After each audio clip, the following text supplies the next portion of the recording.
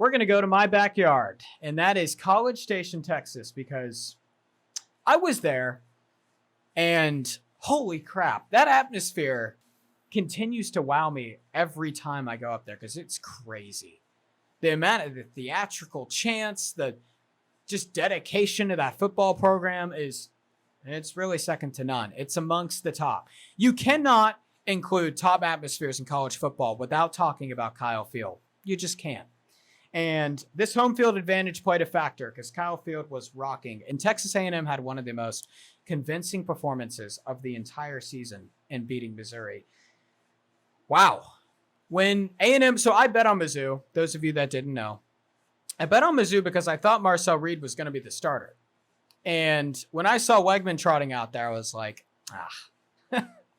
I should have known. But man, A&M this season, they look good with Marcel Reed. They could be great with Connor Wegman. Connor Wegman went 18 of 22, 82% of his passes completed, 276 yards, 13 in pass attempt. What a game. 7 yards per carry as a team. They gave up 6 yards of pass attempt. They gave up 2.3 yards per carry. A&M dominated this game through the air, through the ground. They dominated it through their front seven and through their secondary. Every single bit imaginable, they dominated Missouri.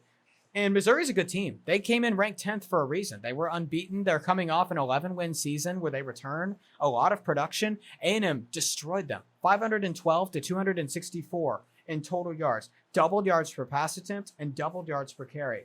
I'll say this about A&M, because those of you that listen to my preseason bets and play some preseason futures, y'all know that I was really, really high on Texas A&M coming into the season.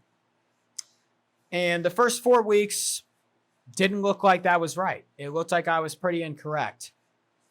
First 4 weeks, first 5 weeks. This week we saw what Texas A&M can be. There were only 3 teams in the Triple H model that were ranked in the top 10 in every single position. It was Georgia, Ohio State, and Texas A&M.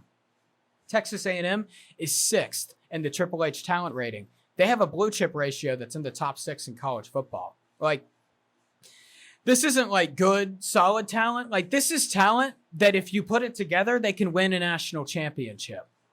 This is the ceiling that we're talking about. And what's been holding A&M back is quarterback play and their staff, coaching staff, you could say. With Elko as the defensive coordinator, seeing what he did at Duke and how quickly he turned him around, as well as talking about Colin Klein and what he did at Kansas State. In terms of talking about this, they are favored in every single game for the rest of the season except for Texas. If you didn't understand how big enough of a game Texas A&M and Texas was already, 2 teams that just hate each other and haven't played in 10 years, those could be the 2 teams coming in undefeated in conference play with a spot in Atlanta on the line. And potentially for A&M, a spot in the college football playoff. Oh, that game could be absolutely insane. But in terms of A&M itself, the only thing that they were missing coming into the season was quarterback play. That was the big thing with them.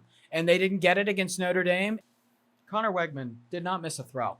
He was near flawless as you could possibly get. And if A&M gets that Connor Wegman for the rest of the season, look out, folks.